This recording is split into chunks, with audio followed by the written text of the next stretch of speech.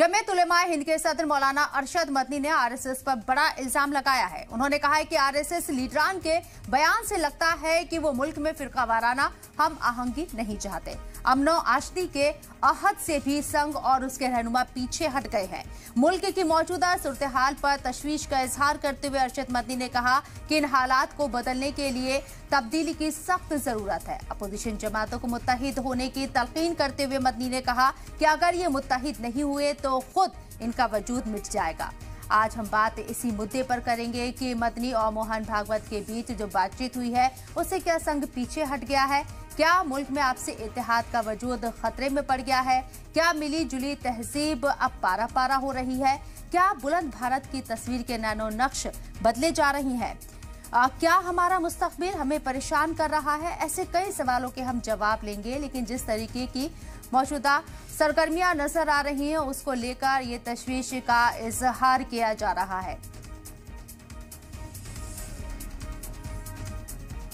तो जिस तरीके के हालात अभी नजर आ रहे हैं उसको लेकर अरशद मदनी ने यह बयान दिया है। इस मौजू पर हमारे साथ बात करने के लिए कई खास मेहमान चर्चा में शामिल हो रहे हैं, उनका तारुफ भी आपसे कराना चाहूंगी मैं। हमारे साथ प्रोफेसर राजन शुक्ल, प्रदीप शुक्ल साहब हमारे साथ मौजूद हैं और इसके साथ ही प्रणय कुमार साहब आरएसएस थिंकर मौजूद हैं और इसके साथ ही ताहिरा हसन हमारे साथ सोशल एक्टिविस्ट मौजूद हैं, साथ ही मुफ्ती शमून कासमी साहब हमारे साथ मौजूद हैं और मौलाना साहब भी हमारे साथ इस चर्चा में शामिल हो रहे हैं। नूर अहमद अजहरी साहब, आप लोगों का इस्तकबाल है जी सलाम में। सबसे पहले मैं शुरुआत करना चाहूंगी आरएसएस थिंकर जो हमारे साथ मौजूद हैं उनसे। सर, आपको क्या लगता है अरशद मदनी साहब ने जो बयान दिया है उसके क्या मायने हैं और इस बयान को आप कैसे देख रहे हैं?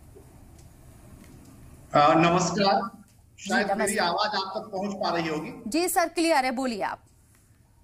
देखिए, मदनी साहब ने अपनी बात कही है, लेकिन राष्ट्रीय स्वयंसेवक संघ एक ऐसा संगठन है जो 1925 से लगातार समाज को संगठित करने के प्रयास कर रहा है और समाज के सभी वर्गों को साथ जोड़ने के लिए वह प्रयत्नशील है।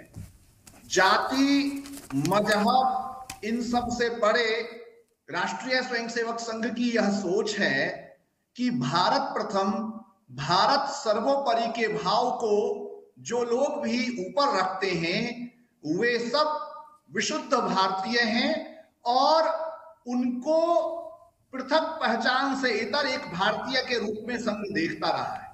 संघ की इस विचार प्रक्रिया में, चिंतन प्रक्रिया में कोई बदलाव नहीं आया है।